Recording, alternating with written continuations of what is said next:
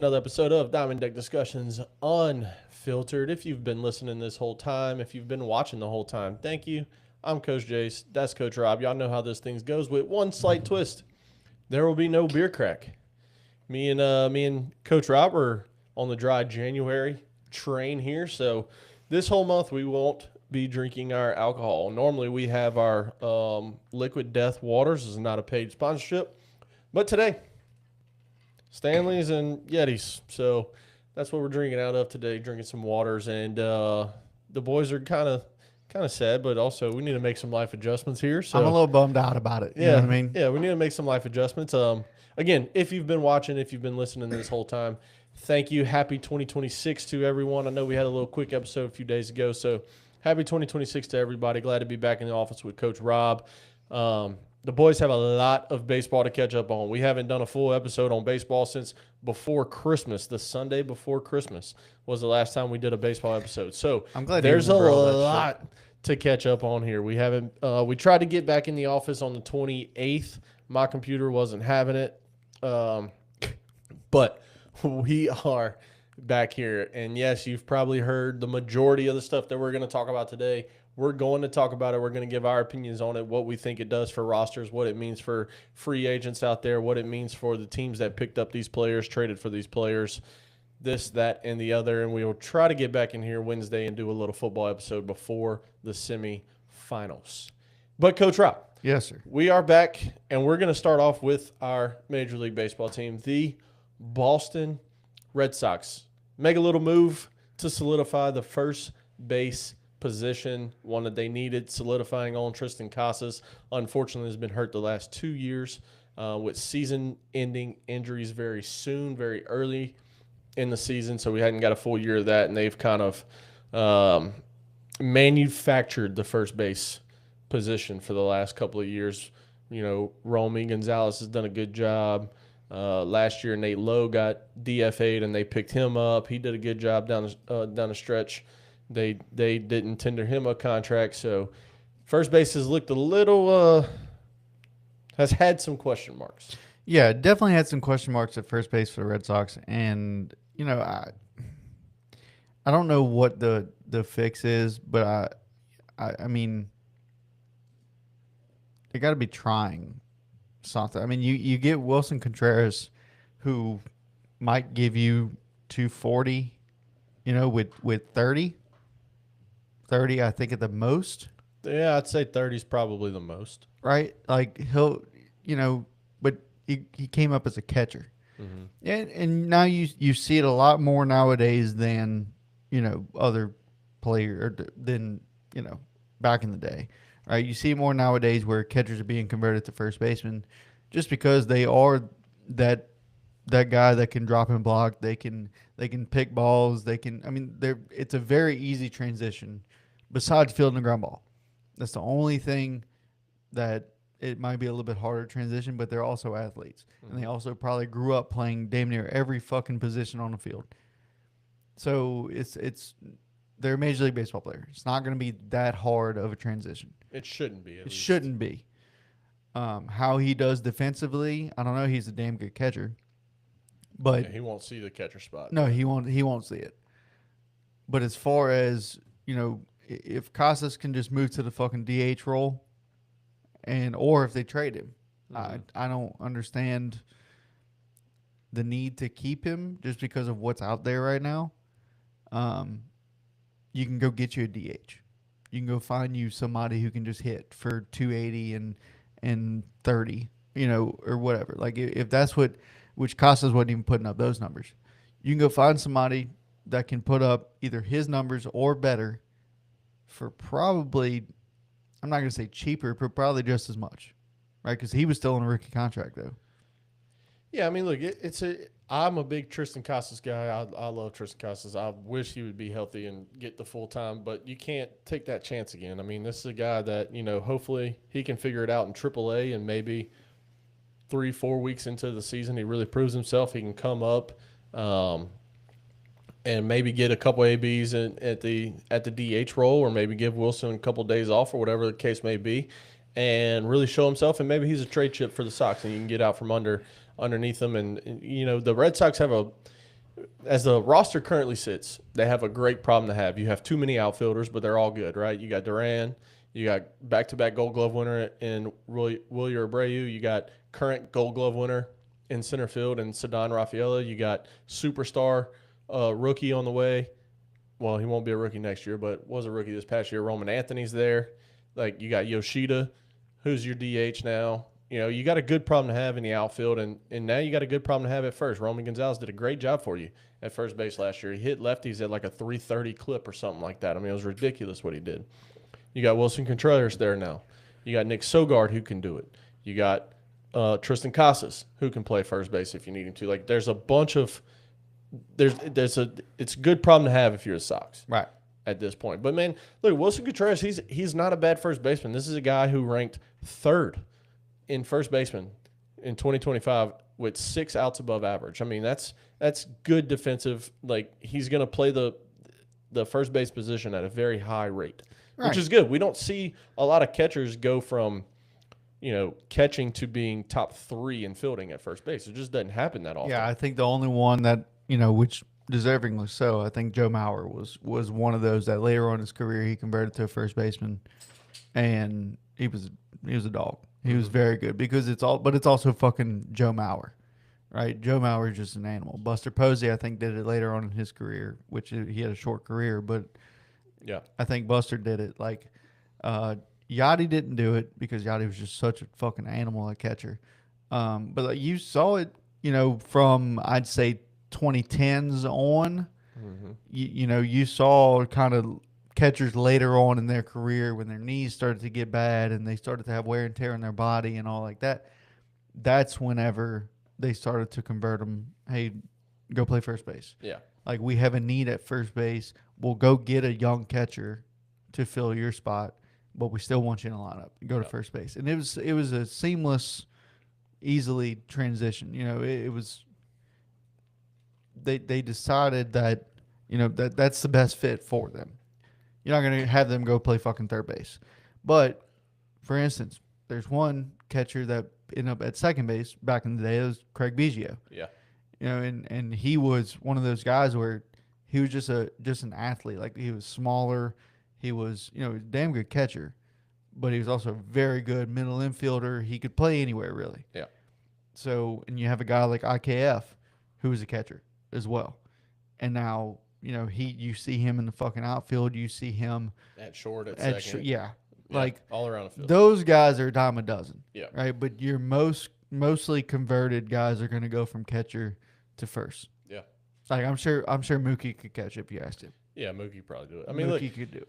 Again, it's the guy that ranked third in outs above average among first basemen. Also among first basemen, he ranked 6th in RPM at first base, which is essentially, can you make a routine play?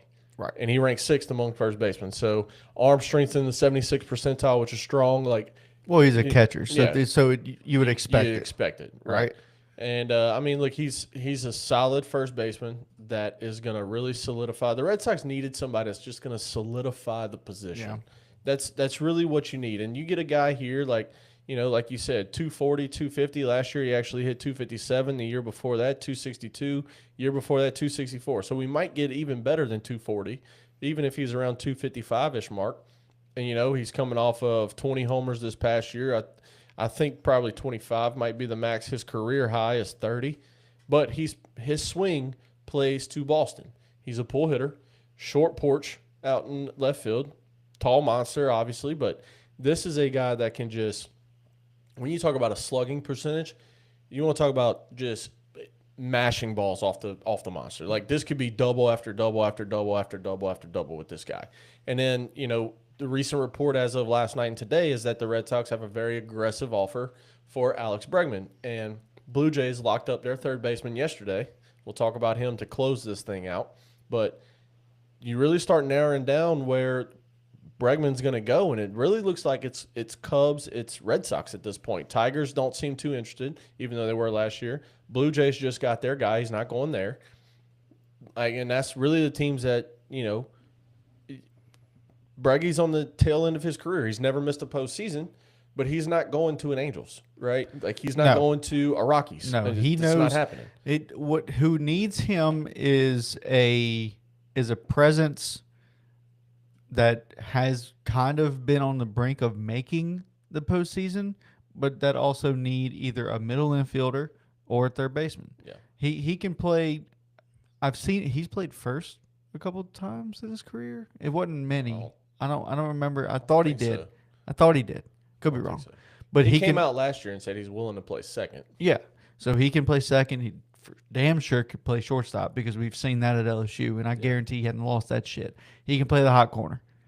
I gotta add the Diamondbacks to the list too. He's been a hot target for the Diamondbacks as well. So with Bregman, the thing with Bregman is, like I said, he needs to go to a contender, but not an every year contender, right? He needs to, and it's somebody that needs him to make the playoffs, right? It's somebody like I'll tell you where I would love to see him go. I'd love to see him go to fucking Pittsburgh. Love to see him go to Pittsburgh just because of what Pittsburgh has been doing this offseason. Yeah, they've done a lot of good things. They could use another bat. Yeah, we'll talk about them too here in a little while. We've talked about them before. They had the trade for the Red Sox, where they got Noel. Yeah, the password. Yeah, not Noel. That's Cleveland's. You're thinking of Big Christmas. Yeah, the password. I'm thinking of Cleveland's guy, John Noxton Noel or something like that. John Kinsey Noel. That's his name. Santa Noel. I don't know. It's Big Christmas. He's DH. He's DFA now. He's not even on team anymore. Somebody go pick his big ass up. Yeah, but they made the trade with Oviedo coming to the Red Sox. I don't know if that's Adam Ottavino. Yeah, something like that. Not him, but Go Oviedo. Yeah, that's it. It's I don't know, man. Like we've said 1,000 times, we don't have an earpiece in our ear saying, no, this is how you say that person's name. But, yeah, it would be nice. And if anybody wants to be a producer of this show, we can't pay you shit, but we can send you a link and you can kind of produce this live. Well, I've tried to get my wife to do it. She's more immersed in her video game than she is. I think she's playing Red Dead Redemption right now. But yeah, she's more immersed in that than she, is helping out. But it would be cool if we can have somebody switch cameras and this and that.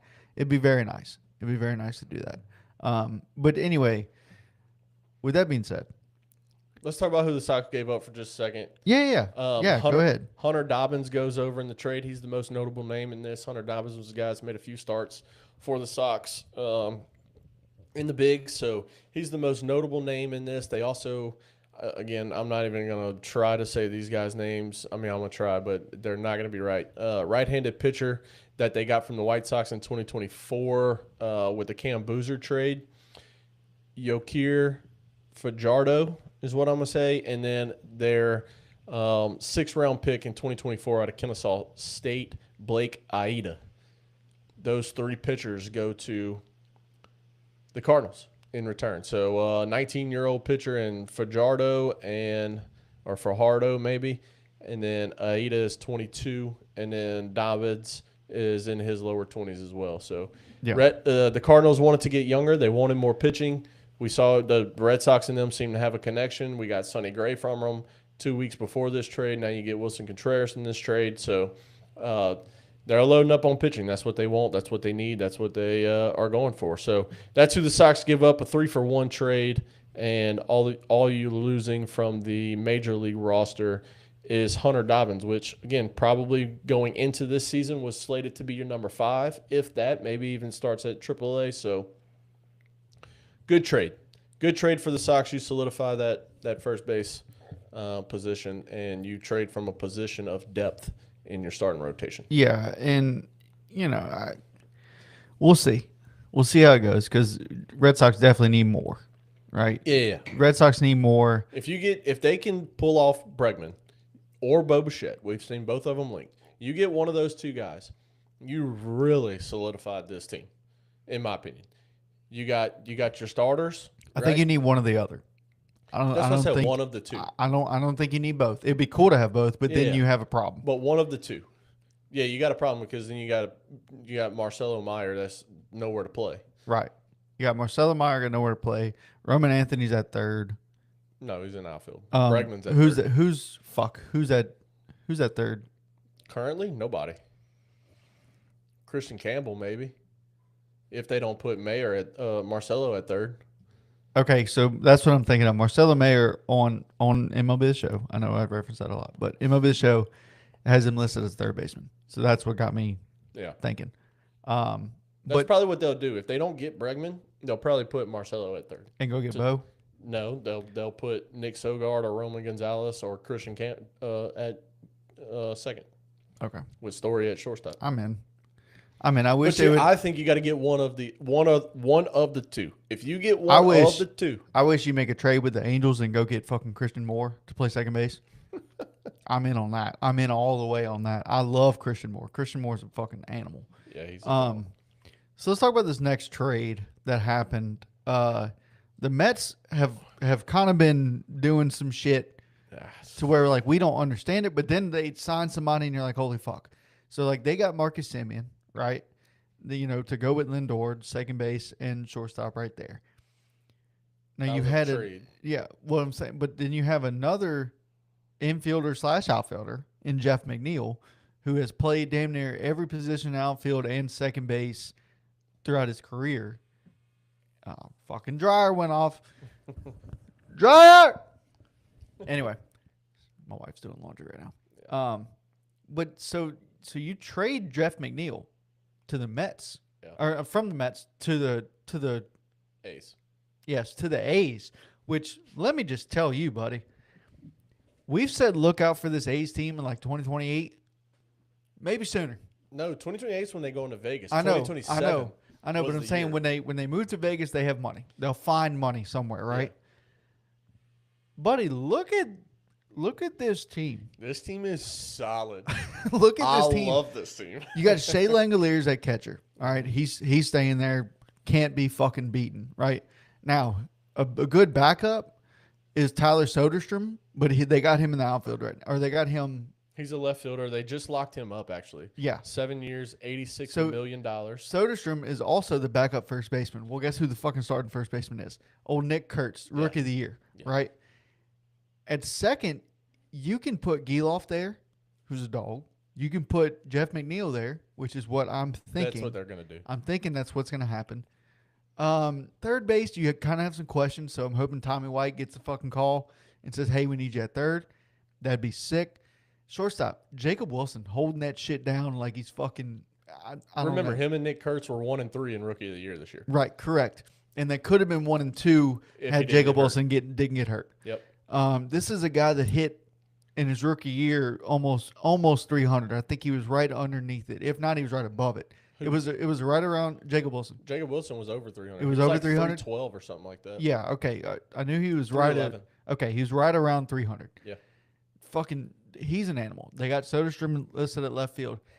In center, you have Lawrence fucking Butler. Yeah. Who is a dog. Yeah, he's a stud. Now, here's a scenario. Okay, and I would absolutely love this. If they go get Bo Bichette, let's just say they go get Bo. All right. Now you put him at second, and you put Jeff McNeil in right field. Well, I think if they're not going to get hypothetically. They're not going to get Bichette, but let's just hypothetically. If they do, Bo Bichette's playing third. I'd put him at second. Bichette played third. Okay. All right. Yeah. Okay. But that's the thing, is Bo Bichette willing to play third? Yeah. That's the question. He will. But dude, this A's team is stacked. Fuck the Mets. The Mets, they got rid of Jeff McNeil and they added some other pieces. And that's not even talking about Denzel Clark that they got there. They got Max Muncy there too. I forgot about Max Muncy. And he's not even listed on the roster. Let's not forget that they also have MLB's number 3 prospect that they got for Mason Miller last year in Leo DeVries coming. Let's also not forget they have Brent fucking Rooker too. Yeah, at DH. Right. Like, this team is loaded. This team is loaded for the first time in forever. I love where this team's going now. They need it. They do need to go towards the pitching staff. You gotta improve there. But the lineup is going to put runs on the board. And look, while we're talking about what they're doing and getting Jeff McNeil, that the Athletics are also receiving $5.75 million to cover 15. So essentially, they're going to pay him $10 million right this year. which very solid. And they got rid of a guy, Yordan Rodriguez, who's like a single A player, Yeah. 17 years old or 18 years old or something like that. Like you're not losing anything from your major league roster, and you're gaining something for your major league roster for $10 million. So the Mets So you said what? 5.75 million, 5.75 million in cash is what they're sending to the A's, but they're also sending $2 million towards his 2027 buyout. Well, that's if it is an Right. Yeah. Right. If they would pay the buyout. If that does happen, they get $2 million towards the buyout. Well, no, that is the buyout cost. Oh, the buyout cost is $2 million? Yeah. So okay, so the Mets pay his buyout if he buys out after this season. If he opts out of the contract, yeah. Yes. Yeah. So it's gonna be. This is a solid deal. You can't find a player in Jeff McNeil's stature for $10 million. No, that's ridiculous. He's clutch. He's a good hitter. He's a top defender. Like he's going to produce runs. He's going to score runs. 2-time All-Star, former batting champ. Yes. I'm a huge fan of this trade for the A's. The Mets, again, don't know what they're doing, but kind of get it. Because, like, you get Marcus Semien, and then all of a sudden you're like, okay, well, where's Jeff going to play? Oh, fuck. When you got Brett Beatty and Mark Vientos and Lindor also covering your infield. Right. All right, well, Jeff, let's send you to the A's. You'll succeed there. Ha, ha, ha. Well, guess what? Well, then you get desperate, right? So then once you get desperate to trade a guy, the A's can be like, well, we're not taking on all $15 million, so how much are you willing to pay? They're like, oh, $2 million. They're like, okay, yeah, that'll cover his buyout next year. Give me $5.75 million to only give me a 1 year $10 million deal here. Fuck yeah, absolutely. It's gonna be. It's gonna be nice. I don't know what I got next on this. Let's see. Pirates. Well, let's go ahead and go to number 5 because okay. that's sticking with the A's here. As I just mentioned, so you mentioned it. They lock up left fielder Tyler Soderstrom to a 7-year, $86 million extension. This includes an 8th-year option and has escalators that can max this deal out at 8 years for $131 million. This is no surprise here. This is the largest contract in A's history. Okay. Free agent or extension. This is the largest contract in their history. And I am a big fan of Tyler Soderstrom. I am too. Tyler Soderstrom is an absolute dog. I'm going to read off his stats here, but dude, what an absolute stud that you get with this guy. So I'm a huge fan of this as well, but my issue is I think that the A's might be done spending money. This year, I believe so. Right, and that maybe go sucks. get a pitcher or two. Maybe try to get a Nestor or maybe even a Giolito. That's the thing. We can say, hey, like we'll try, but it's not going to happen. Yeah. Because they spent this money on now look, very deserving of it. But you also got to think you're going to have to eventually extend or re-sign Nick Kurtz, Jacob Wilson. Like, so if you plan on spending money, in my opinion, you wait till you get to Vegas to extend those guys, but you spend the money that you have now on somebody on the board. You know what I mean? Like this, again, very deserving is Soderstrom of what he got, right? Biggest deal, biggest contract in A's history. Okay? But you need pitching. This A's team needs pitching. They got everybody pretty much locked up for the next, I don't know how long, like few years, right? Yeah. Now McNeil, he might opt out, but here's my thing: if they make the fucking playoffs this year, if I'm Jeff McNeil, I'm like, all right, let's run it again. Let's run it back. I don't care if we win it, whatever. We made the playoffs for the first time since the fucking odds. Oh shit, when was it? I think they still had Chris Davis last time they fucking made the playoffs. That's probably accurate. So, if you look at that, man, in my opinion, pitching goes a long way. If you can lock a pitcher up for the next, let's just say 3 years. Let's just go 3 years, right? If you can go get, who's there? Fuck it, go sign Verlander 2 years.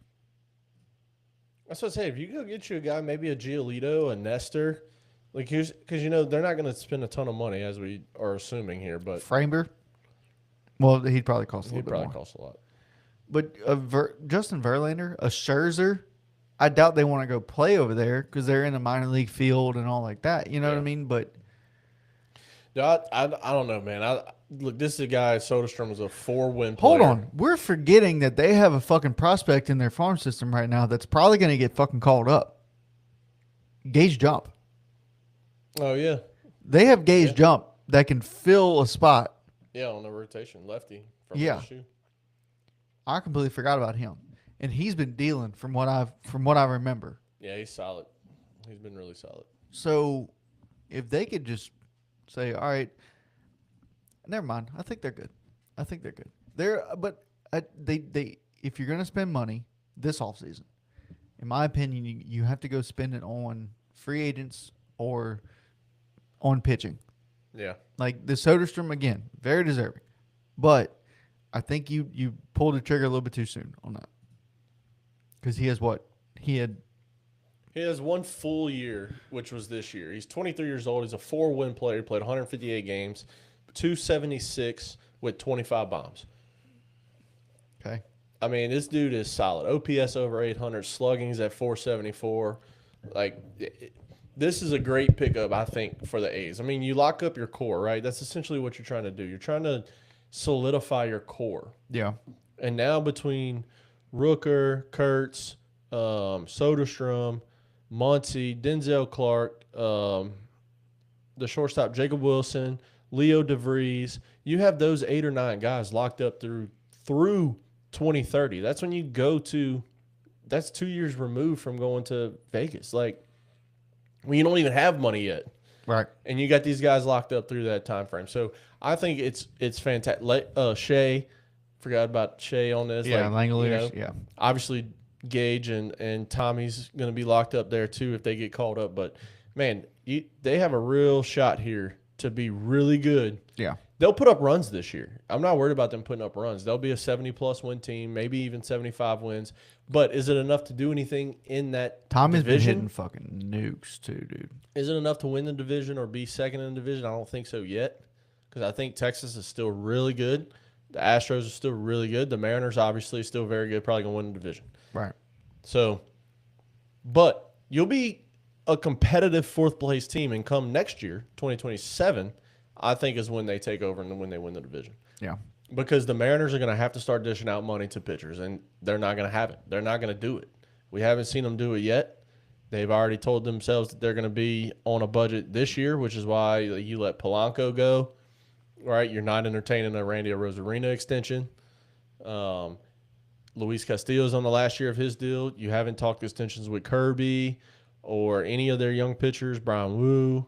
None of those guys. Like, you eventually got to start dishing out some money here, and if you're not going to do it, you're going to be trading pieces, and you're going to become Tampa Bay again. But yeah, I don't know. This A's team, I think they need pitching, and that's where I stand on that. You want to go back to 3, or you want to go somewhere else? No, we can go back to 3. That's good. Ryan O'Hearn. Yeah. Goes to the Pirates. We talked about it. The Pirates are making moves this offseason, and I'm not sure why. I'm not sure what fucking put a fire under their ass to do it. I do. What did it? Well, you can't be a revenue sharing team and have a bottom payroll multiple years in a row. And that's what they're doing. They're refusing to spend money, and MLB is going to stop that. That's why the A's spent money last year. That's why they're still doing it this year, because they're like, we're not going to give you money from that other teams have made when you're not going to spend it. And so that's what the Pirates have done. I mean, look, this Ryan O'Hearn contract is also the largest deal in Pirates history. And it's only 2 years and $29 million. Yeah.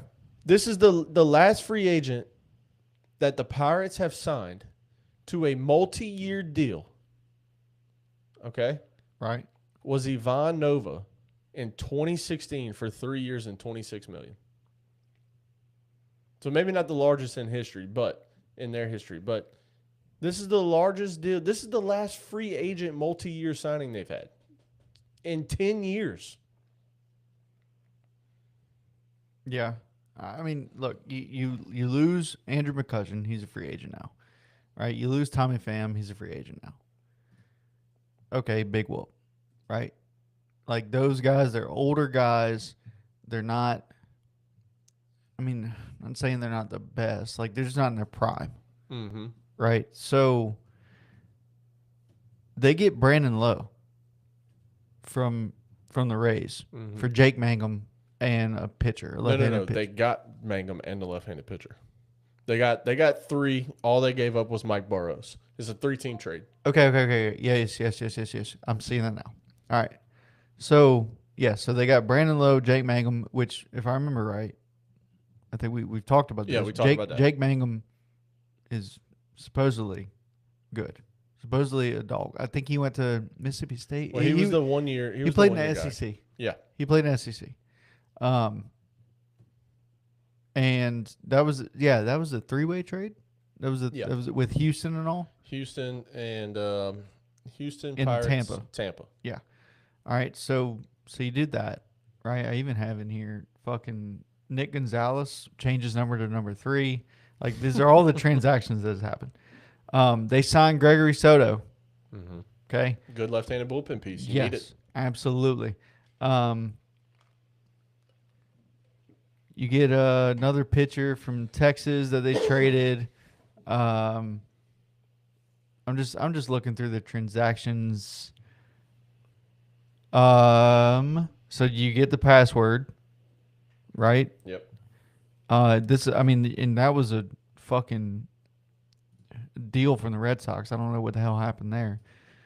That was the one that we got the pitcher, Oviedo, or how do you say his name? Yeah. So, I mean, look, if you're the Pirates, right? Which I'm not seeing this transaction in here. The Rhino Hearn. Is it not done yet? It should be. Maybe they just haven't announced it yet. When did it happen? A couple days ago? Or No, before the year end? Yeah. I'm not seeing it in their transactions. That could be. I mean, this is what I get for not doing shit beforehand. It's my fault. I mean, Ryan O'Hearn he's a good hitter, very good defense, and the Pirates are making fucking moves. That's what excites me the most about this team, because you have Skeens, you have Jared Jones, you have Bubba Chandler, you have Mitch Keller, right? And now you sign Gregory Soto. Mm-hmm. You got rid of Bednar, which is fine. I'm okay with that. But do the Pirates come in like second in this division now? Like, obviously the product has to be on the field. Yeah. Right? But this division, as we've known, hasn't been the best. The Cubs, sure, they're good, but they don't have Kyle Tucker anymore. Mm-hmm. Right? Now you got the Reds, who haven't heard much about them doing anything this offseason. You got the Pirates. Okay, who else is in that division? That's the Cardinals is in that division, which that's the Brew Crew and the Brewers. Brewers are probably going to win the division again. Plain and simple. They're not really losing Cardinals anybody. aren't going to be near as good. They'll probably finish last. Right. So this division is up for grabs? It's all. I wouldn't say it's up for grabs. I think Milwaukee's still the best team in the division. Right. But again, Milwaukee's getting older. Yellie's Right. getting older. William Contreras getting older. Right. You down multiple pitchers, and you're talking about Freddie Peralta might not be there this year. You know, like, it's possible. It's possible. I don't think the Pirates have enough yet to do it. What I would like to see the Pirates do is go out and get another guy. I don't know who, but another guy. I'd love to go see him get a Marcelo Zuna, maybe. Like, put a big bumper in the middle of that lineup. Well, I mean, go call the White Sox and go get Luis Robert and like put a thumper in the middle of your lineup. You know what I mean? Like, give a guy that's going to have some opportunity that don't cost you much, and go put some. Like, the Pirates made an offer to Schwarber. Like, if you're going to play the big player game, go play it. You know what I mean? Like, I think it would be good for them to go get somebody like that. So who do we just say? You got Skeens. Oh, Jared Jones. All right, so he'll be the. So right now, according to their rotation, according to their 5-man rotation, Skeens, Keller, Bubba Chandler, Braxton Ashcraft, and Jared Jones. Okay, they don't have Jared Jones listed because he was on the 60-day IL, right? So those are your 5 guys. You have Dennis Santana still. Mm-hmm. Okay. Now they also have Braxton Ashcraft listed in the bullpen as well. I would assume. Oh fuck! What's his name? He was committed to LSU. He got drafted by the Pirates. Griffin.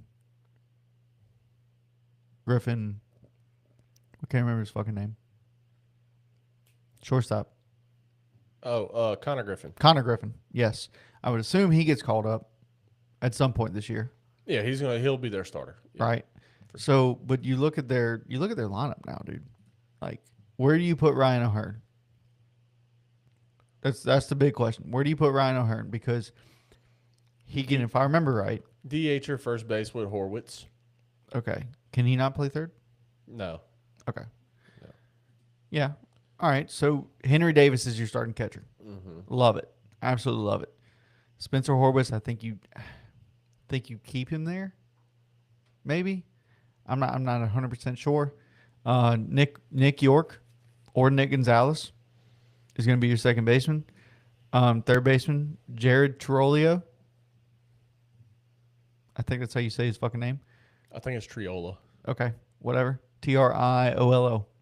Yeah, I think it's Triolo. Triolio. Anyway, so right now they have Nick Gonzalez listed as shortstop. So you'll have Nick York at second. You have Nick Gonzalez at short. And left, you got fucking Brian Reynolds. Center, you got O'Neal Cruz. And now you have Jake Mangum that you can throw somewhere. Right? You have who else? Mangum will probably play right field. And B. Rye will play left field. Right. Or flip them. If I'm not mistaken, can Ryan O'Hearn play right? Has he played? I think he can, but I don't think they're going to put him there. I mean, look, Ryan O'Hearn's coming off of a really good deal. I mean, he was his first All-Star appearance this year at 281, 17 homers this year, 32 years old. Like, I think O'Hearn is going to be in the first base DH role because your outfield's really solid. I mean, you're not moving O'Neal Cruz, and you need that bat in your lineup. You're not moving Brian Reynolds, and you're not moving Jake Mangum. Unless Right. Jake Mangum really struggles. Now, look, he was in his first year where he hit, 280 or 290 or something that we talked about in that episode. Now, if he really struggles, then sure, you can try O'Hearn out there. Yeah. But I think the way it sits right now, that starting outfield is going to be Mangum and B-Rye left or right, flip a coin, whichever one. O'Neal Cruz in center. Your outfield's done, set. Right? Now, but there's also a possibility of Connor Griffin grabbing an outfield spot. No, he'll play short. Okay. Nick Gonzalez and Triola is not good enough to be your starting shortstop over Connor Griffin. I'm with you. But now you have to find a spot for them. Or do you find a spot for them? Yeah, you don't have to. Diesel. Moving my damn camera, boy. But it's a good play for them to get O'Hearn. To get O'Hearn for 2 years, $29 million at 32 years old, like it's solid. Yeah, and now you go to another team that's been struggling for years, right? And it seems like the only teams that have signed people have been struggling. So, again, another team that's been struggling for years, the Miami Marlins. Mm-hmm. Right? They signed fucking Pete Fairbanks to a 1 year, $13 million contract. Yeah, I love this deal for them. I do, but you need so much more. Yeah. And you need to not trade him midway through the fucking year. Well, they will. It's what the Marlins do, and it irritates me so fucking much. Yeah, it's a great signing for them. Like they need like you said, they need a lot. But I mean, you get arguably, after Edwin Diaz and who was the Padres closer? That was on Robert Suarez. Yeah, Suarez. After those two guys, like Pete Fairbanks was the next tier of closers here. Like this is a guy 27 saves last year. I almost said 27 closes last year. Yes, you're right. Whatever it is, you're right. 27 saves last year. He pitched in 61 games. He threw to a 2.83 ERA. Like That's solid. That's what you want as a 3.5 strikeout to walk ratio. It's really good. It's what they need. He's going to be 32 years old, and there's nothing wrong with a 1-year, $13 million deal. There's never a bad 1-year contract. So Now look, you have Pete Fairbanks right now listed as your closer, yeah, 100%. right? And that's what you do. Now look, the Marlins need more offense, okay? Because look, listen to rotation. You got Alcantara, you got Sandy, you got Edward Cabrera, you got Yuri Perez. Yeah. Okay, you have, I think Max Meyer might be the next guy after that. And then you have a plethora of guys you can throw out there. Adam Mazur or whatever. He's decent. Max Meyer. Yeah. Fucking dog. I Ryan. you just said him to be their fourth guy. Yes, I did. Ryan. We're not drinking, folks. I know. Ryan Gusto, another guy. Like they have dudes that they can throw out there in that fifth spot that just, sure, whatever, throw them out there. But you have a solid 1 through 4, bud. Mm-hmm. And again, they're still coming in last in this fucking division, or fourth, because the Nationals are the Nationals, right? Like, so it's you need more offense. Like you have your catcher Augustine Ramirez, okay, fucking animal. Christopher Morel at first base, Solid. He's solid, right? At second, you got Xavier Edwards, who fucking hit for the cycle this past year, like was an animal. Very, very good. Connor Norby at third. I don't know who the fuck that is. He's an average third baseman. Otto Lopez at short. Yeah. Okay. Like, I Kyle Stowers. love the outfield. Or Stowers. Kyle Stowers in the outfield. You have Griffin Conine there too. You have Jacob Marcy over there. Like, this Marlins team, on paper, should be winning a lot more games than they are. Yeah. But they are not, because they are the fucking Marlins, and they will probably trade away half this team like the Twins at the fucking deadline. Yeah. Well, they did it a couple years ago. Right. Well, they went into that game with like 16 active players.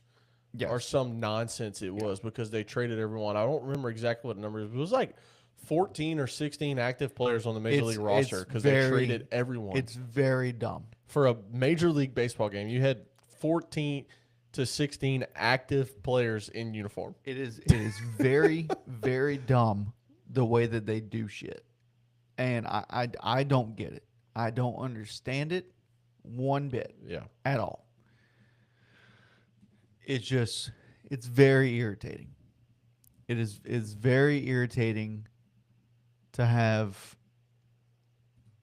this Marlins team. I grew up, growing up, my dad was a Marlins fan. I was a Marlins fan because of that.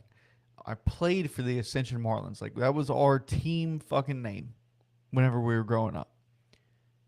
And just to see the downfall, like, since the early 2000s, since their last World Series win. Yeah.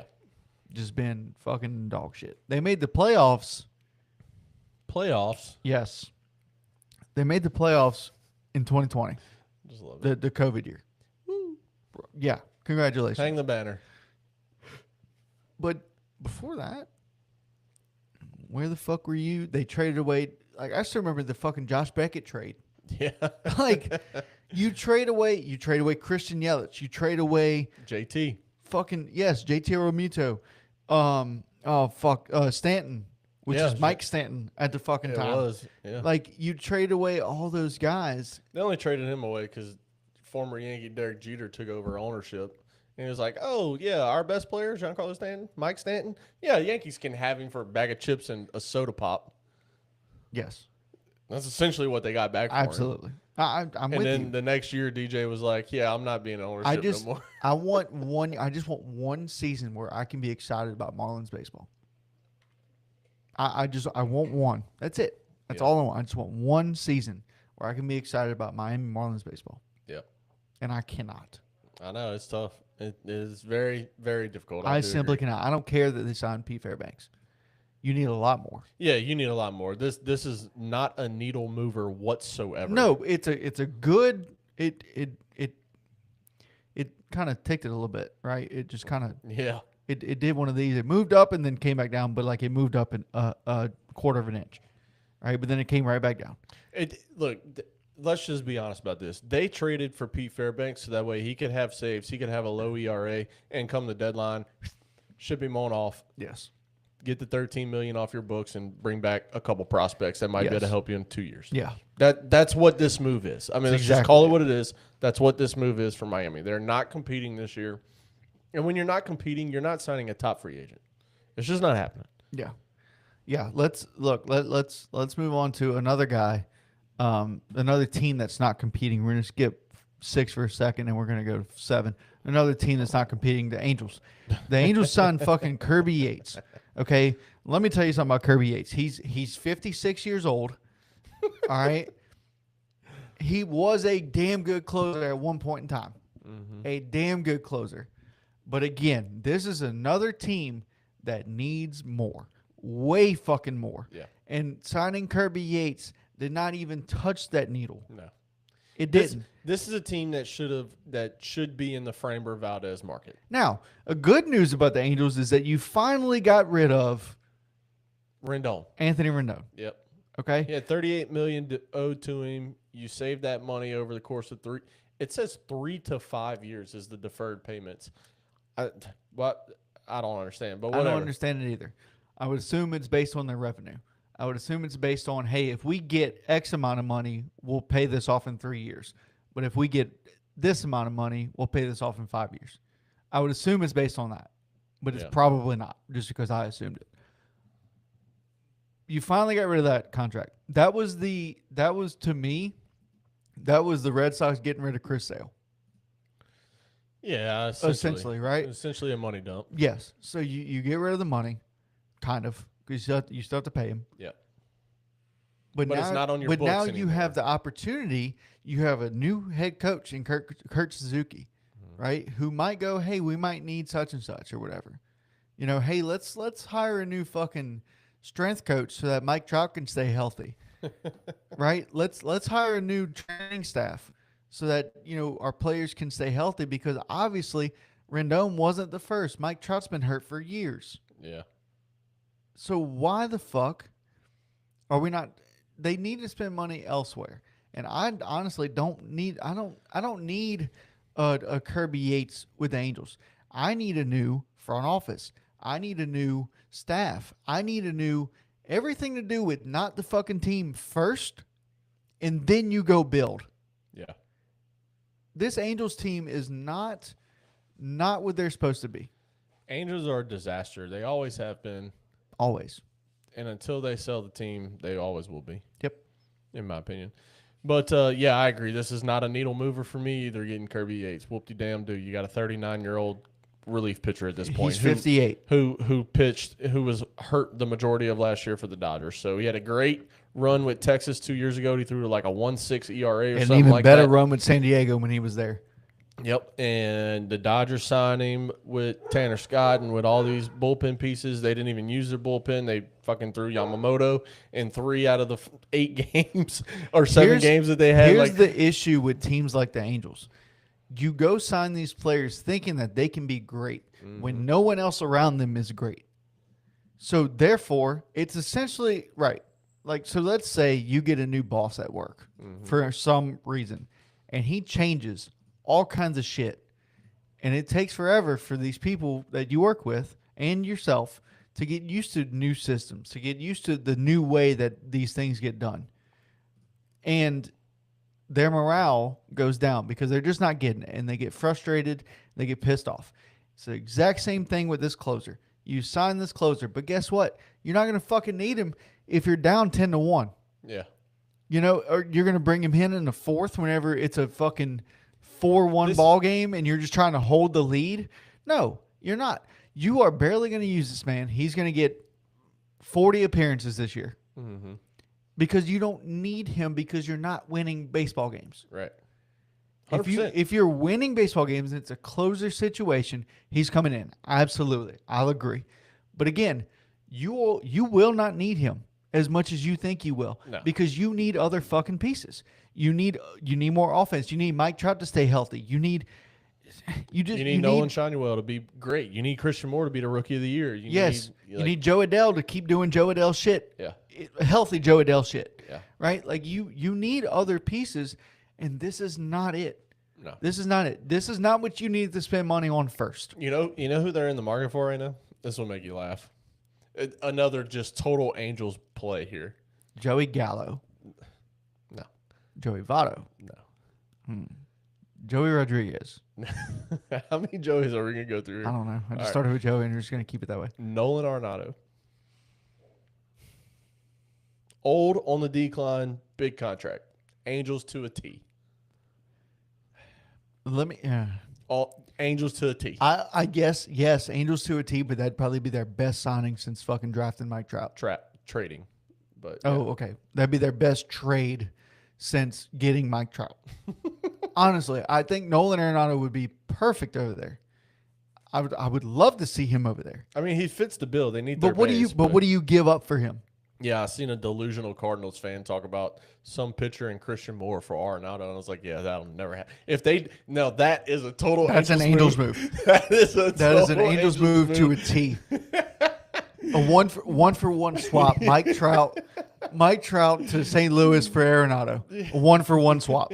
That's exactly what they would do. No, it's Simo. I know, but I'm saying that's an Angels move. Yeah. Or they go, hey, we'll give you Mike Trout and we'll throw in cash to pay Arenado's contract, or to pay Mike Trout's contract for straight up for Arenado. Dude, and maybe stock our vending machines. You know what I mean? I don't want my players playing for Cokes this year. Right, absolutely. So it's dude, it's fucking irritating. Same thing, same situation with the Marlins. Yeah. I would love one season to go, damn, the A's look the Angels look really fucking good. I'd love to go to Anaheim. I passed it up on my way to Dodger Stadium. You want to know how much of a shit show they are? This is how much cash the Angels have wasted in their lifetime. Let's start with the oldest guy in the group, Josh Hamilton. They paid him $125 million. He could have played if he had played every game, it would have been 810 games. Coach, he played in 30% of the games, 240 games. They paid him $125 million. Let me say something about Josh Hamilton. There's some people out there that will argue that he is the best player. He's the best baseball player to ever play the game, and I'm not on the train, but I'm not far from it. Yeah, I'm not far from the train. 100%. I watched him. He was my favorite player. Anytime I bought MLB to play on gaming, and started the season, before the season started, Josh Hamilton was on my team. I made sure I always played with the Red Sox, so I always traded for him and gave up somebody else to make sure he could be on my team. See, I always Josh Hamilton, he has a book out. If you haven't read it, read it. I am not a reader, and let me just tell you, it is one of the best books. If you're a baseball fan, it is one of the best books you will ever read because it is a phenomenal story written by him, told by him, his life story, and it is unbelievable. I'm willing to actually believe that the Angels are what got him back on maybe so the drugs. So anyway, 30% of the games for him.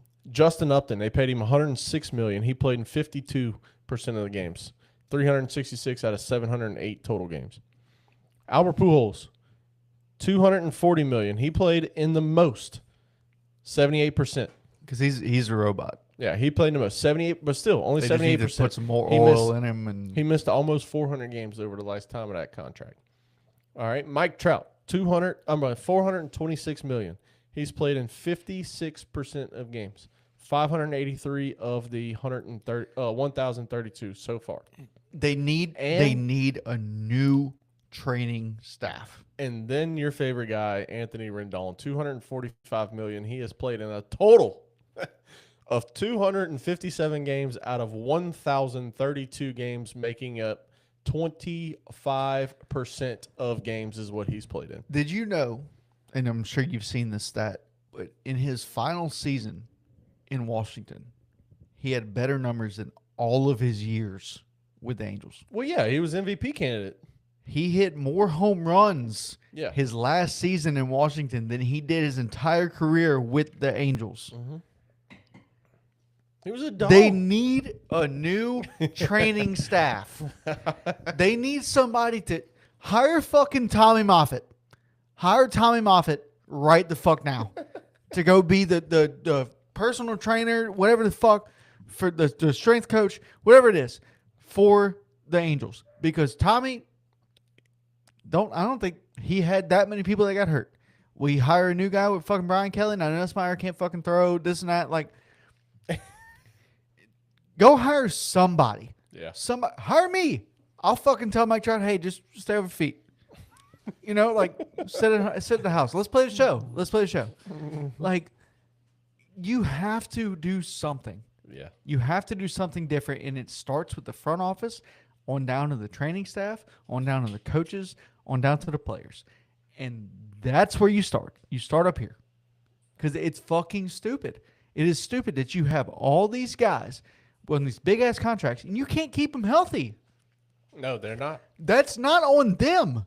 That is on you as a staff. That is 100% on you as a staff. Yep. So it blows my fucking mind that they do all this shit. Kirby Yates, I guarantee he might get 30 appearances. You know why? Because he'll be fucking hurt. He's going to be hurt. All right, let's go to another guy that was hurt. Let's go back to number 6 here. Yes. Zach Eflin. Are the O's back just because of this? Because of Eflin, no. But what they've done so far, as long as people show up, you can't look. Zach Eflin missed half the year. He only had 14 starts. All right.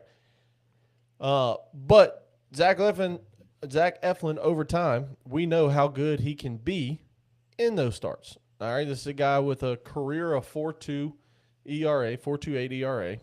Not bad. He's not an ace, obviously. But what the O's have done this year, first off, you're going to get Kyle Bradish back. So you're hoping, remember, when Kyle Bradish was healthy his rookie year, he was Cy Young contender, he was rookie of the year contender. Like, this is a guy that is absolutely the ace of the staff. And he was the ace of the staff that rookie year. Next year they went out, got Corbin Burns. Then Bradish was the number 2. He ended up getting hurt. Grayson Rodriguez stepped in, which, talking about the Angels, we've already talked about that swap. The Taylor Ward for Grayson Rodriguez 1-for-1 swap. So, but then they go out and they trade the prospect. They trade like 900 prospects to get Shane Baz, who's like a solid 3. He's not even a number 2 really. So you got some guys here that you can maybe do something. They're still they need a framer. I mean, they still need a true ace on this team. and I'm okay with that. Yeah. But other than that, I mean, say they get Framber. Are they winning that division over the Yankees? Well, are they winning that division over the Red Sox? Are they winning that division over the Blue Jays? The Blue Jays are winning the division. I don't care what any of these other teams do the rest of this offseason. The Blue Jays are winning this division. Blue Jays have put together. Even without Bo? Well, I mean, fuck, they did it without Bo. Well, not really. Bo was leading leading MLB in hits, and then missed the last 2 weeks and lost that title, but not really without him. But the Blue Jays, look at what the Blue Jays have done. I mean, you go out and you sign Cease, you go sign Cody Ponce. You've really locked up your rotation. You got who we're going to talk about here in just a minute. You locked him up.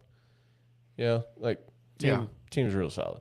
But I mean, look, the staff for the Orioles is going to go Kyle Bradish at number 1 most likely, Shane Baz at number 2 most likely, Zach Eflin at number 3, and then it's a toss-up after that. You got guys like Trevor Rogers, Dean Kramer, Cade Povich, Brandon Young, Tyler Wells, who can all fill the rest of them in. But, I mean, Coach, when you're thinking about this, you need a true ace on this team. Bradish ain't it at the moment just because he's been hurt ever since his rookie campaign. So he's not really it right now. And, again, really good whenever he pitches. But the last 2 years, he's made a total of 8 starts in 24 and then 6 starts in last year. So, you know, you need a full healthy year out of Bradish if you're going to be a good team. And then Baz, Eflin, Kramer, Povich, they're all 3s and 4s essentially at this point. Does Baz and Povich and Dean Kramer have potential to be 2s? Sure. I don't think any of them have potentials to be 1. Which is why I'm saying I think you need a true ace. You need a framer on this team. Bad. Yeah. If you go out and get framer, your whole outlook changes because this team's going to hit a lot of homers. All right, you got Ryan Helsley that you went sign this year. Batista's not going to be there, which is why you went sign Helsley. You got Kittredge that you went sign this year. Your Neil Cano's really good. in the back of that bullpen. Like, you got some bullpen guys that can be really good. Obviously, you got Adley, you got Samuel Basello at the catcher position, which that's probably going to be my AL Rookie of the Year pick is Basello. I think he's really fucking good and really underrated. And they'll split time at DH and catcher because you made the big move and signed Pete Alonso to play first base for you. You got Jackson Holliday, who's probably – I've seen a lot of people say don't be surprised to see him in the MVP conversation this year and hit 30 homers and hit 280. Last year he's coming off of 260-ish, 264-ish kind of year. I don't have his numbers in front of me. But you got Gunnar at short, you got Westberg at third, and you got Kobe Mayo, who's your backup first baseman now, that you can go make a trade for. And if you don't want to sign Framer, go make a trade to the Braves and go get a Spencer Strider. The Braves are not letting Strider go. Well, you never know. I just don't see it. Or get a Chris Sale. I mean, there's a lot of moves that could be made. Oh, well, they might. Well, no. Fuck no. The Braves aren't. I guarantee the Braves are doing shit. Freddie Peralta. The Brewers want to trade him. He's making $8 million this year. He's their ace. He's an absolute dog. Yeah. Go get Kobe Mayo and go get, I don't know, who else they got in the outfield? Maybe I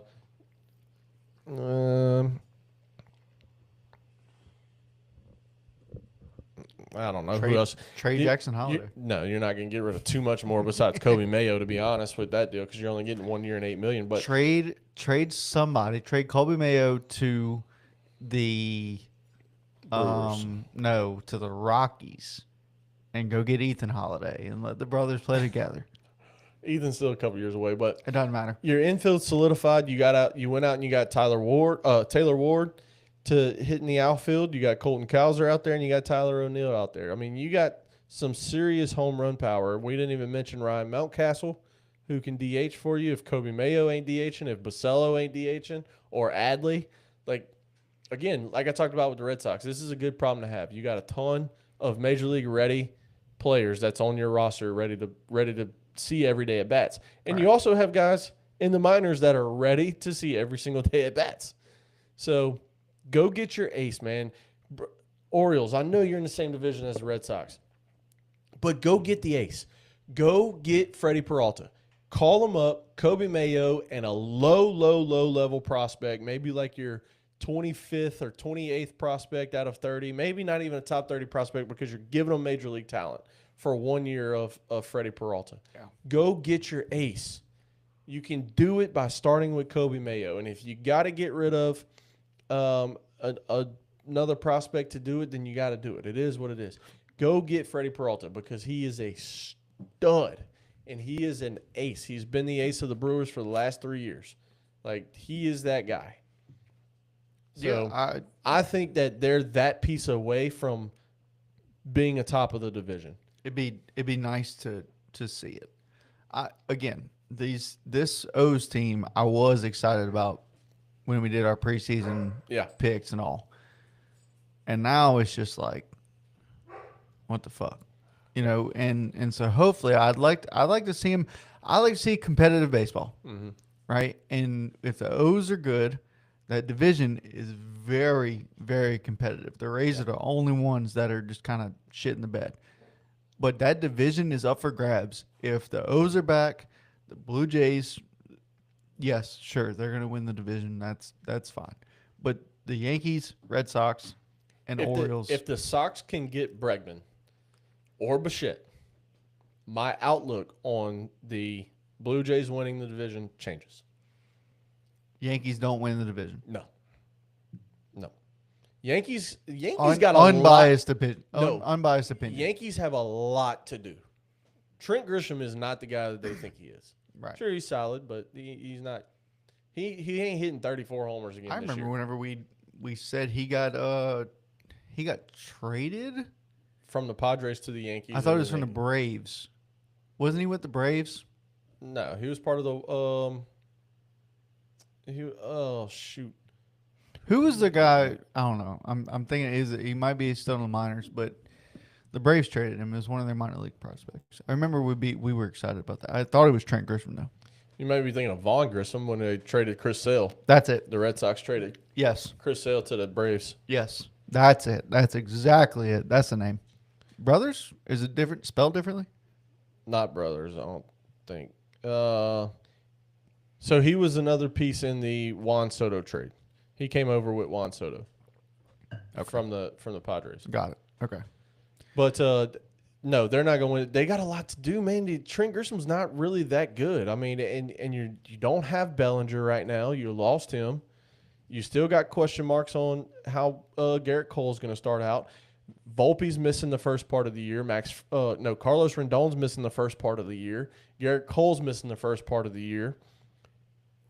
Like, there's a lot of question marks surrounding that team. Is Jason Dominguez going to ever be the Martian that they claimed him to be? Aaron Judge is going to be 35. Stanton's going to be 37.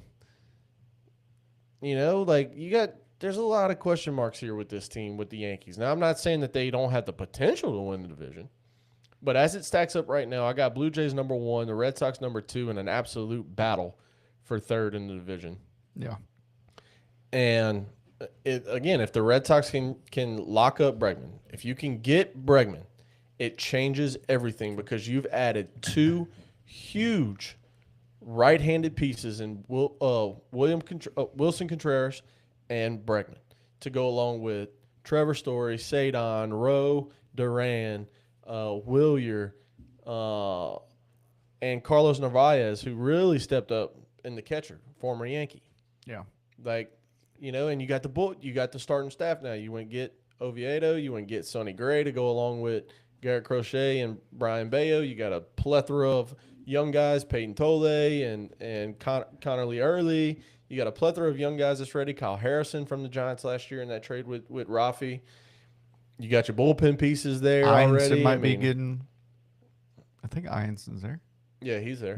But I'm saying he won't be coming up yet though. No. But I'm saying he's there if you fucking need him. Disgusting as is curveball. Kyson Witherspoon and Marcus Phillips. Right, exactly. So this, and let me tell you something. Third in this division might make the fucking playoffs. It did. But that's what I'm saying. Like the other divisions, like the Central, they got the winner and fucking no one else. Whoever wins that division makes playoffs and nobody else fucking makes it. Yeah. The West, I mean, we said it. Look out for the A's. The Rangers I haven't seen do too much. The Astros, who we're about to talk about, I mean, sure. Mm-hmm. Like, they're the Astros. They could get back to greatness. But other than that, dude, I mean, you have the Angels, and the Angels are dog shit. And who else is in that division? This obviously Mariners. Okay, yeah, and then you have the Mariners, which they're gonna win it. Mariners are gonna win the division. Yeah, that team's still good. I mean, you let Polanco go, but you're still really solid. Yeah. Well, you also let Gio walk too. Nah. Or Gino. Yeah, Gino, not Gio. Yeah, he don't fit there though. Okay. So let's get to the Astros here. The Astros, they go ahead and get a guy from the Japanese league. Tetsuya Imai. Sure. The top Japanese pitcher that was on the board, Tetsuya Imai. So he played 8 seasons in an MPB, but played 9 seasons foreign total, right? Mm-hmm. So in his 9 seasons in foreign, he is 66-49. He has a 3.07 ERA, and that's in 187 games. Yeah. He's had 14 complete games, 7 shutouts. He has over 1,000 innings pitched in 9 seasons. Let's see, where's his? He has 1,045 strikeouts in those 9 seasons. Yeah. And coming off of a year where arguably his best year, 10-5, 1.92 ERA. It's the lowest of his career. He also had the most strikeout to walk ratio of his career, a 3.96. His next career high after that was a 3.5, so easily his highest. His whip was the lowest of his career at .892. And strikeouts is the second highest of his career, with the highest of his career being last year in 2024. But also in 2024, he threw just shy of 10 more innings and had 9 more strikeouts. So this is, look, they lost Framber, right? Framber's going to command $28 to $30 million a year. All right, they got a guy in Tetsuya Imai who he signed a 3-year deal that is worth up to $61 million. This is a lot of escalators in this, according to John Heyman. It's $18 million a year with $3 million in performance bonuses at 80, 90, and 100 innings pitched to total 21 a year possible. And it's 2 opt-outs. So if he has just a fantastic year one, he can opt out, re-enter the free agent market, right? At 28 years old, he's 27 right now. If he has not so good of a year, he can opt back in. Just made $21 million. Let me opt back in, make another $21 million. Maybe year 2 in the States is a lot better than year 1. He can opt out again and enter the free agent market at 29. Yeah. So it's a win-win for both, in my opinion. Now, again, the foreign market has been well off track. All right. This guy was projected to sign for like 8 and 180 at one point. Yeah. Okay. Is it Okamoto? No, Okamoto did sign. We don't have the numbers yet. We'll talk about him next. That's our last guy. I have the numbers. But Murakami was projected to make some 6 and 170 or 6 and 160 or something like that. He signed with the White Sox for 2 and 37. Like, the market has been wildly inaccurate when it's come to Japan players. Yeah, I don't know how they establish. I don't know how they establish, what to pay them or anything like that, because like you haven't seen these guys against a Chris Sale, against a fucking Jacob Mizorowski.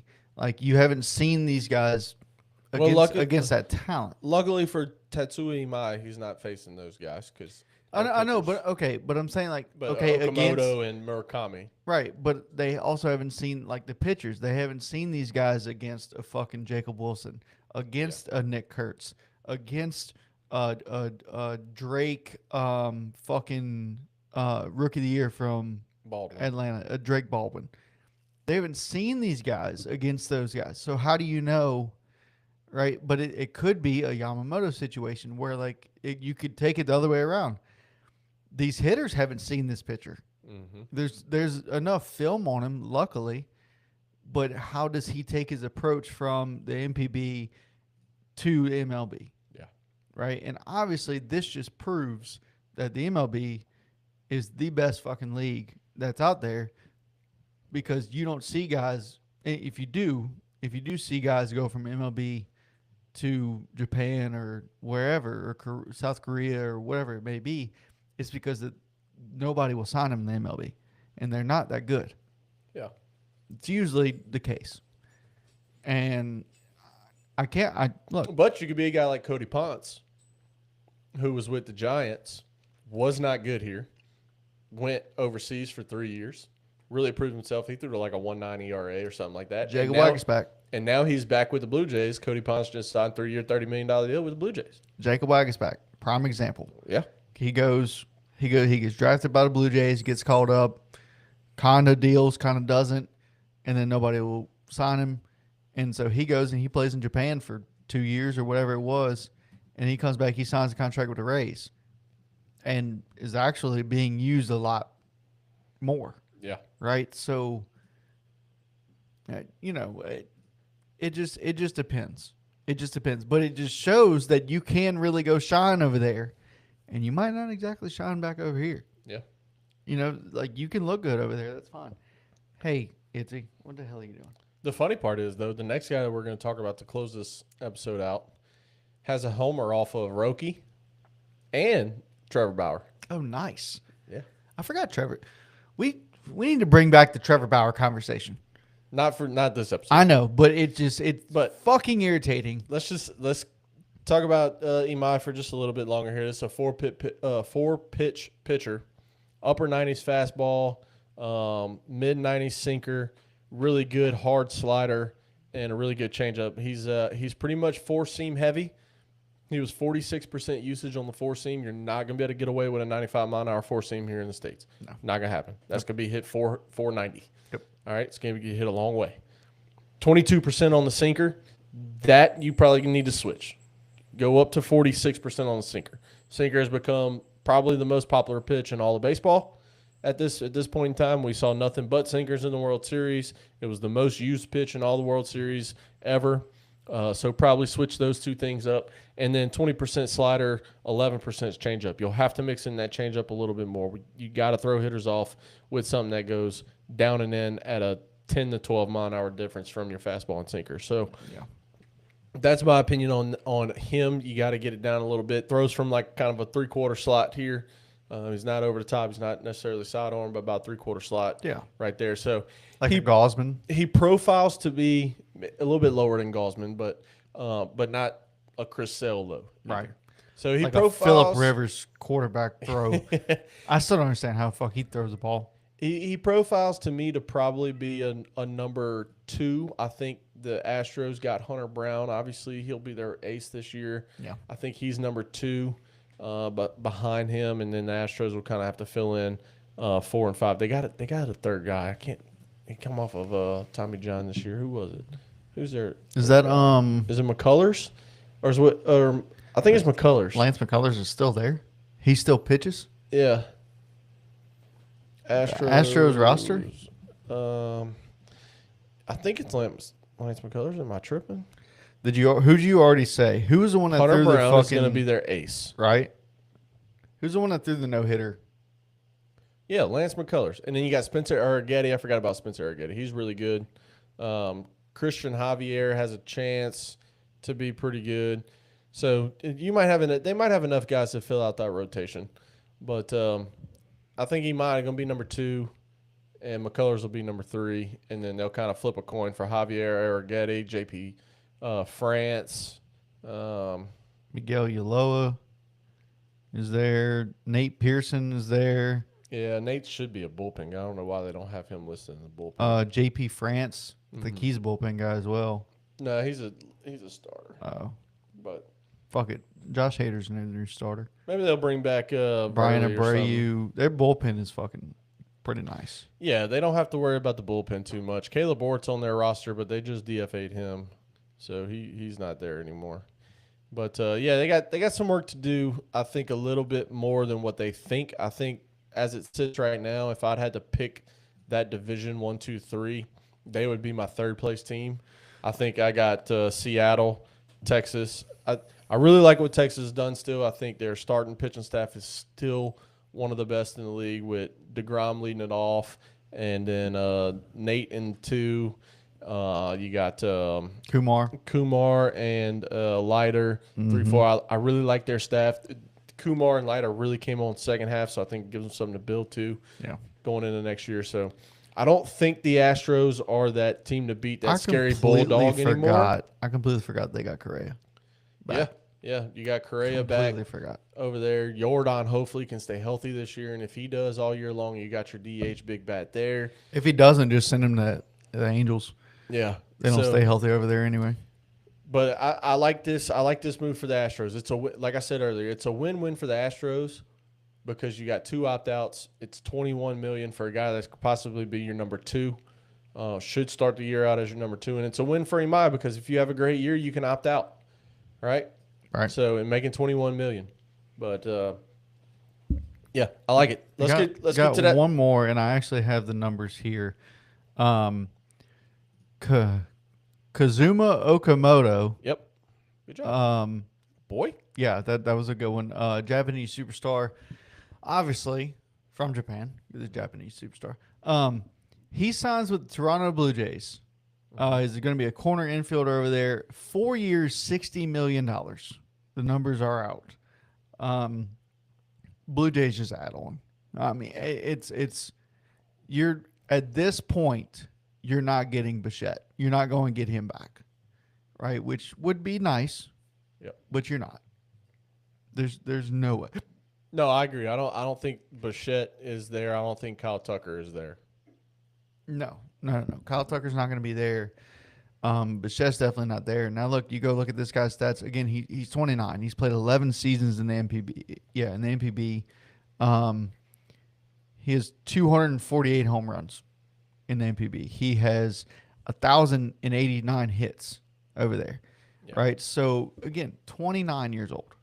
This is huge upside potential for $15 million a year. Right. When Bichette is going to cost 25 and Bragg's going to cost 28. Yes. And you got a guy that can possibly fill those shoes. 277 career hitter in the MPB, 274 overall. Now look, don't let that 277 batting average like deter you or anything, because this guy, that's solid. I'll take 277 all day. But so in the MPB, he's played in 1,074 games, and he also has 1,089 hits. Mm-hmm. So this guy hits. He might go 1 for 4 a couple games. He might go over, but he's gonna make up for it. Yeah. Right. If you have more hits than games played, you're pretty fucking solid.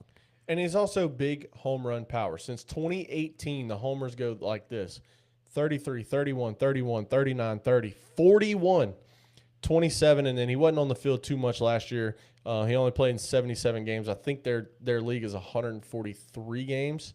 I think. Yeah, which I could be wrong. Before that, it looks like it. Before that, I mean, from 2018 to 2024, he went 143, 143, 118, 143, 140, 140, 143. Yeah. So in less than half the games, okay, well, right at half the games, he hit 15 homers. So this is 30 to 40 homer bat potential at the corner for the Blue Jays where they needed it, right?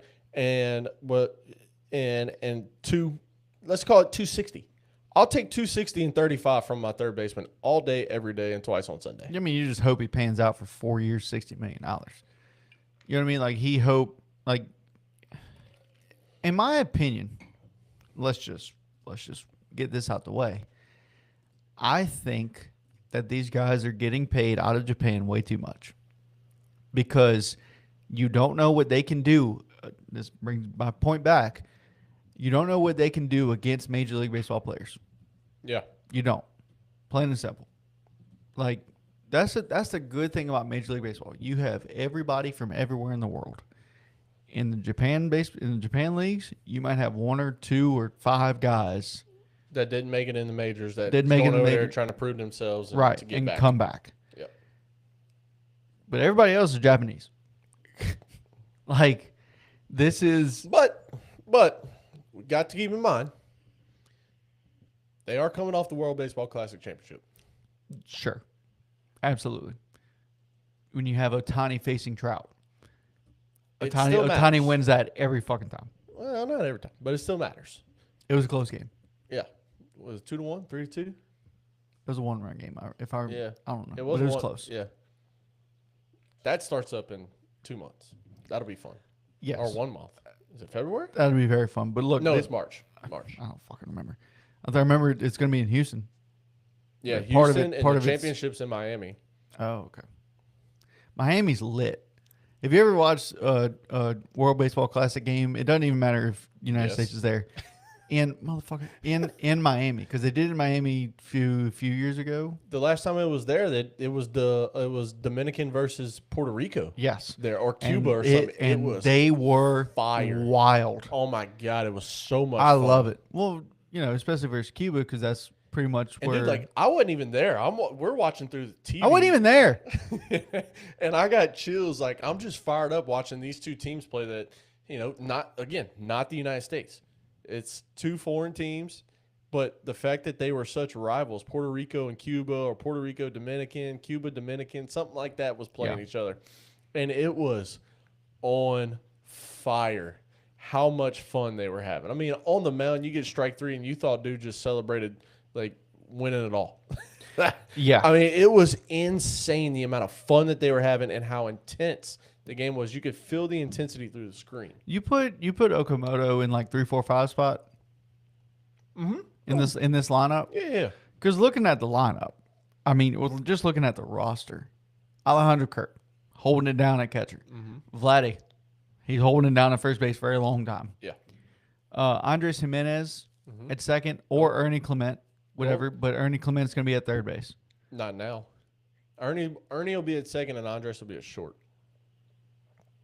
Okay. With So no then- Bo, and you sign Akamoto, who's going to play short. So then third base. Addison Barker's going to be at third No, as of right Okamoto's now. at third. Oh, okay. Never mind. I'm sorry. Left field. I think you got to go Davis Schneider there. Okay. Over Nathan Lukes, which I don't know why the fuck they have him listed there. Nathan looks pretty solid. Yeah, I'd rather go Davis Schneider. That mustache just gets me. It does. Darton Varsho in center, solid, and Springer in right, or vice versa. But you have, and then you have Anthony. You have Anthony Santander at fucking DH. Sometimes everybody does. Whatever. You have a I love when solid. you say Santander. It I makes don't me give. laugh. I don't give a fuck. It's hilarious.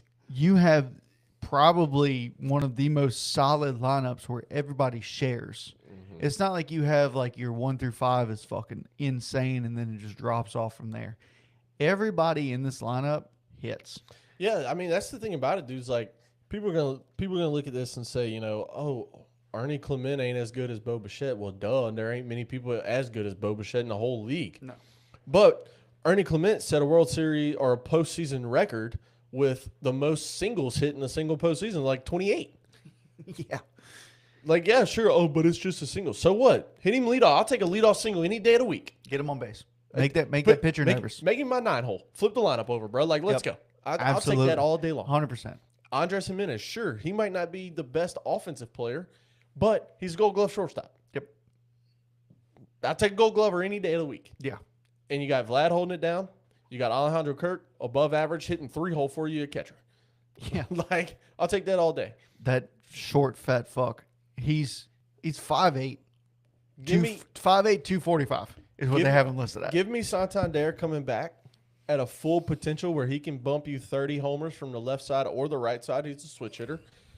And your 1, 2, 3, 4, 5 goes something like Springer leading off, Varsho in the 2, Vladdy in the 3, Okamoto in the 4, Alejandro Kirk in the 5. Like, hey, let's go, boys. Yeah. I mean, and then even 6, 7, 8, 9 are fucking insane. yeah. Ernie Clement at the 9-hole, David Snyder in the 8-hole. I mean, dude, you As of right now, I'm with you. The Blue Jays are winning this fucking division. and you They signed have to. Cease. Yeah, I was looking at that shit too. You got probably the AL Rookie of the Year. Again, this is going to be another guy with Bacello that I'm going to have to really think about hard and Trey Savage and what he did. I mean, it could be easily Rookie of the Year. Look, just candidate. listen. Kevin Gausman, Mm-hmm. okay? Some people might say he's declining. Whatever. His birthday is actually coming up January 6th, 1991 was the year he was born. 2 days from now. Yeah, so it's coming up, Yeah. right? And he'll be 37, Sure. I believe. He's that old already? Well, 91. Gosh. No, he'll be 35 this year. He'll be 35 this year. I'm sorry. Math. He'll be 35. All right. 2026 minus 1991 is 35 in 2 days. Yes. So he'll be 35 in 2 days. Okay. Then you have Dylan Cease, who's actually our age or my age, Yep. That was their big signing. right? Shane Bieber, Mm-hmm. also 95. He's my age. Jose Barrios, Barrios, but yes. he's your age. 94. Mhm. Okay. I don't know why I'm saying ages, but then you have Trey Savage, Mm-hmm. which he's not their 5. He can't be their 5. No. But if he is, No. holy fuck. I think Barrios is definitely their Barrios 5. got put on the bench for the World Series, so he's Okay, so that not, but then you also have Cody Ponce, right? You have him, Eric Lauer's there, Bowden Francis is there. You have a Jay Johnson problem Yeah, you got on your pitching staff you could do a 6-man rotation all day long easily. and not skip a beat in those 6. Trey Savage is your 4, behind Bieber. Cease is your 2. Man, it's hard. I think. Man, Gausman has to be your 1 because you rode him all year long. Gausman opens as their 1. I think it turns into Cease. I think Savage is 3, and I think Bieber's 4. It's a tough decision. And then between Ponce, Barrios, and who's the other one? Lauer. Eric Lauer or Bowden Francis or yeah, those are only 4 left. I mean, Yeah. I'm Ricky Bobby now. Yeah, I don't know what to do with my hands. The AL East says, besides the Yankees, they have a great problem. I mean, we called out the Red Sox and their massive issue with the outfield, right? Yeah. 5-6 guys ready to play. Okay. The O's, we talked about their problems. They got too many guys to play, right? And now you got Toronto.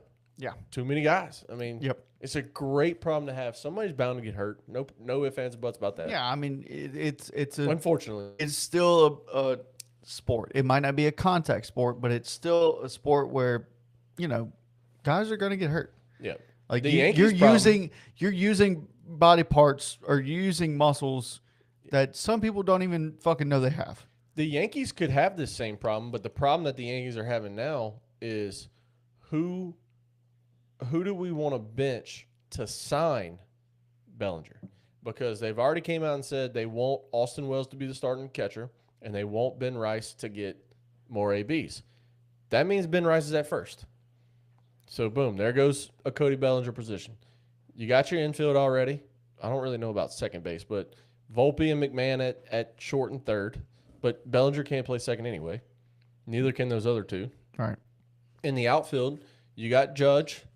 You got Grissom, and are you ready to give Jason Dominguez a full run? And if you're not, are you ready to call Spencer Jones up? Because you can't leave. Spencer Jones is not a minor league player this year. And you're not putting Stanton. You're not putting Stanton's ass out there. Yeah, he's your DH no matter what. Right. So, are you splitting time with Ben Rice and Austin Wells? Are you trading a Ben Rice and Austin Wells, or Austin Wells? I mean, you're not trading Grissom. Nobody's taking on $22 million. You still, for God knows whatever reason, believe in Jason Dominguez, but you refuse to give him the run that he needs to get to prove himself. And you got Spencer Jones that's not he can't be in the minors for more than 2 to 3 weeks in 2026. He can't. I mean, this dude's hitting 240 or 340 with 30, 40 homers in AAA. Like, he can't sit down there anymore. He has to get run. And are you firing Aaron Boone? That's the question. So the only option to me is trading Wells or trading Ben Rice to open first base to bring in Cody Bellinger. Yeah. And if you don't, do you really think Wells and Rice are your two guys to do it all season long and keep you there? Because now you don't have any protection for Judge. Do you have the torpedo bats this year? Yeah. Oh, Jazz is at second. Duh. Yeah. I'm an idiot. Yeah. Duh. Yeah, I'm not saying you're. Which I've seen his name is in trade rumors too, but yeah, but that's the thing about trade rumors. They're all fucking rumors. Yep. They're all rumors. And until it happens, I don't believe a single fucking thing. You're right, Coach. I don't know. But look, we are at an hour 33. I don't know. It's going to be the most used word. I don't give a fuck. Y'all stay tuned. We got a little reel coming out. I just can't wait. It's going to be hilarious. I cannot wait. If I can find it, it might have just fucking went away. I'm not sure. I got to find it. But I just can't wait for the shit to start because I'll know more. Like right now, I can't wait till about February. Mid-February when Bregman's off the board, Gino's off the board, Bo Bichette's off the board. We can start seeing Framer, Belly, Tucky, Ozuna, Verley, like all these guys that are still out here. We can start seeing, okay, pitchers, catchers reporting. All right, let's start a couple spring training games and then go. We can make our picks for the divisions. Yes, divisions and MVPs and this and that, right? But until then, everything's just fucking speculation, and it sucks.